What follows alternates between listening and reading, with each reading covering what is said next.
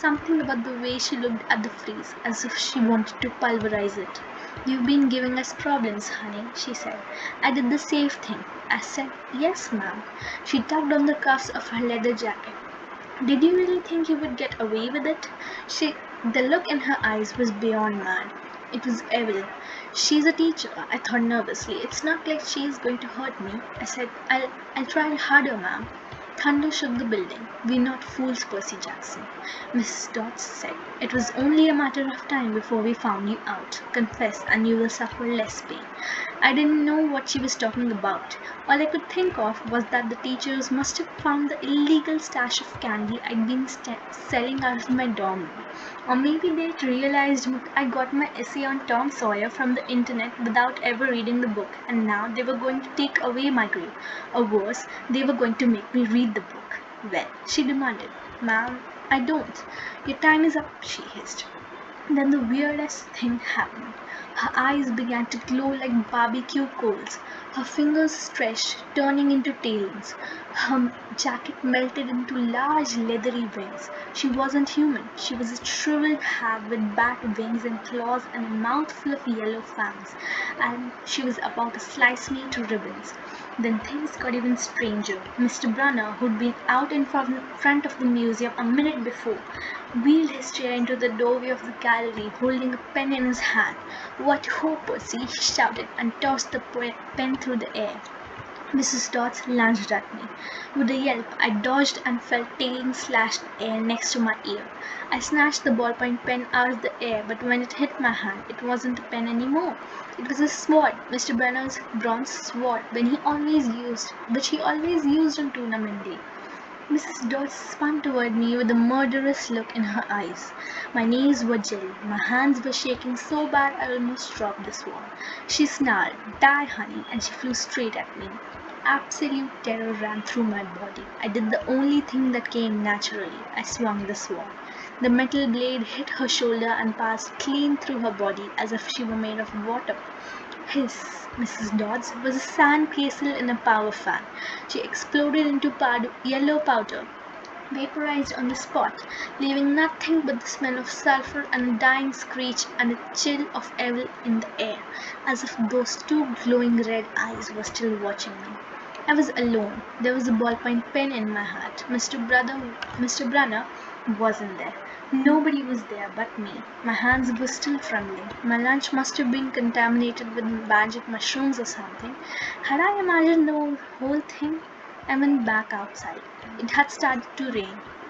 Grover was sitting by the fountain, a museum map tented over his head. Nancy Bowerfit was still standing there, soaked from her swim in the fountain, grumbling to her ugly guys. When she saw me, she said, "I hope Mrs. Kerr whipped your butt." I said, "Who?" "A teacher, duh." I blinked. We had no teacher named Mrs. Kerr. I asked Nancy what she was talking about. She just rolled her eyes and turned away. I asked Grover where Mrs. Dodds was. He said, "Who?" But he paused first and he wouldn't look at me, so I thought he was messing with me. "Not funny, man," I told him. "This is serious."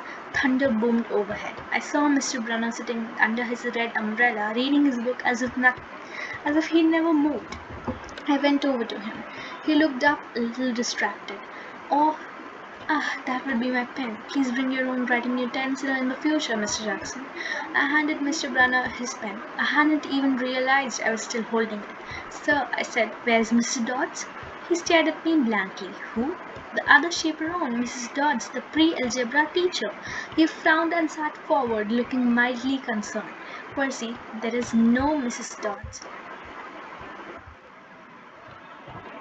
"The other chaperone, Mrs. Dodds, the pre-algebra teacher." He frowned and sat forward, looking mildly concerned. "Percy, there is no Mrs. Dodds on this trip. As far as I know, there has never been a Mrs. Dodds at Yancey Academy. Are you feeling all right?" Chapter 2. 3 old ladies knit the socks of death. I was used to the occasional weird experience, but usually they were over quickly. This 24/7 hallucination was more than I could handle. For the rest of the school year, the entire campus seemed to be playing some kind of trick on me. The students acted as if they were completely and totally convinced that Mrs. Kerr a perky blonde woman whom I'd never seen in my life until she got on our bus at the end of the field trip, had been our pre-algebra teacher since Christmas. Every so often I would spring a Mrs. Dodd's reference on somebody just to see if I could trip them up, but they would stare at me like I was psycho. It got so I almost believed them Mrs. Dodds had never existed. Almost. But Grover couldn't fool me. When I mentioned the name Dodds to him, he would hesitate, then claim she didn't exist. But I knew he was lying. Something was going on. Something had happened at the museum.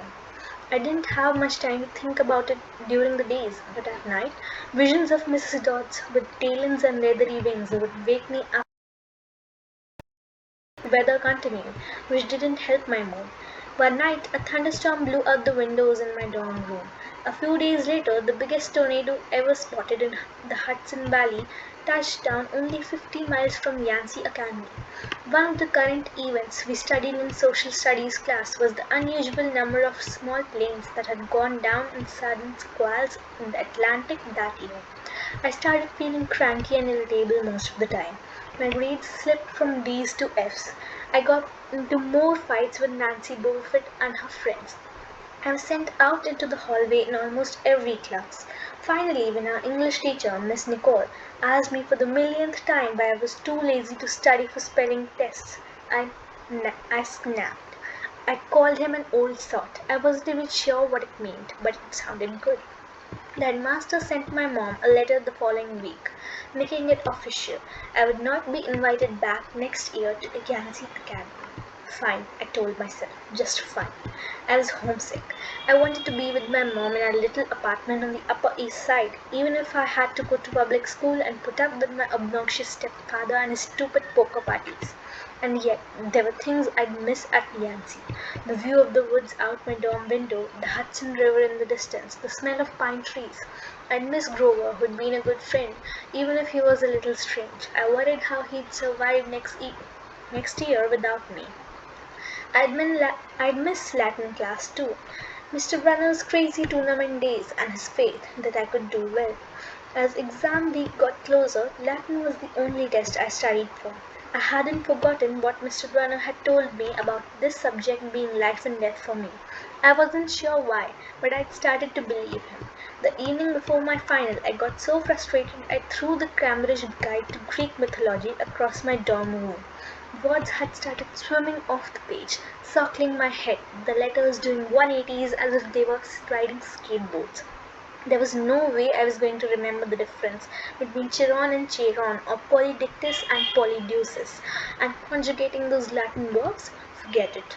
I paced the room, feeling like ants were crawling out around inside my shirt.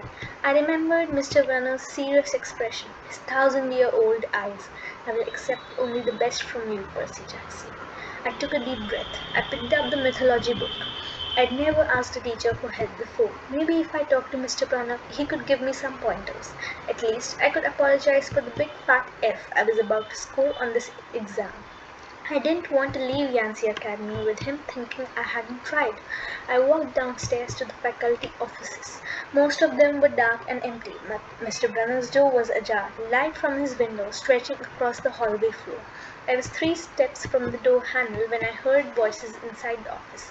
Mr. Brunner asked a question. A voice that was definitely Grover's said, "Worried about Percy, sir?" I froze. I'm not usually an eavesdropper, but I dare you try not listening if you hear your best friend talking about you to an adult. I inched closer. "Alone this summer," Grover was saying. "I mean, a kindly one in the school. Now that we know for sure, and they know too, we would only make matters worse by rushing him." Mr. Brunner said, "We need the boy to mature more.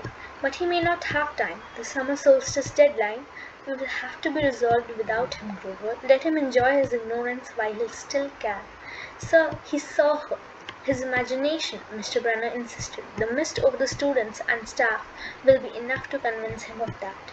"Sir, I can't fail in my duties again." Grover's voice was choked with emotion. "You know what that would mean." "You haven't failed, Grover," Mr. Brunner said kindly. "I should have seen her for what she was. Now, let's just not worry about keeping Percy alive until next fall." The mythology book dropped out of my hand and hit the floor with a thud. Mr. Brunner went silent. My heart hammering, I picked up the book and backed down the hall.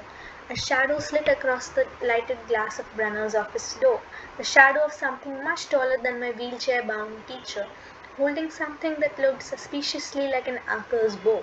I opened the nearest door and slipped inside. A few seconds later, I heard a slow clop, clop, clop, like muffled wood blocks, then a sound like an animal snuffling right outside my door.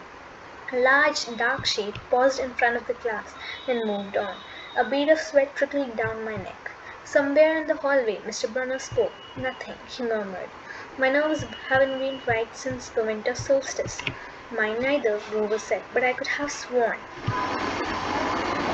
Go back to the dorm, Mr. Brunner told him. You've got a long day of exams tomorrow. Don't remind me. The lights went out in Mr. Brunner's office. I waited in the dark for what seemed like forever. Finally, I slipped out into the hallway and made my way back up to the dorm.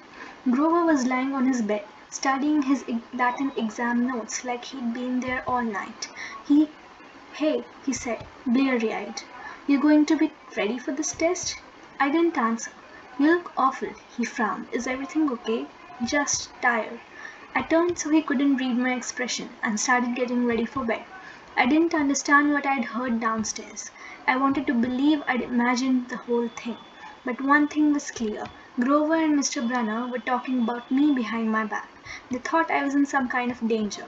The next afternoon, as I was leaving the 3-hour Latin exam, my eyes swimming with all the Greek and Roman names I'd misspelled, Mr. Brunner called me back inside.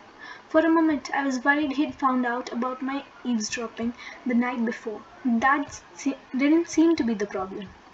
Percy, he said, don't be discouraged about leaving Yancy. It's for the best.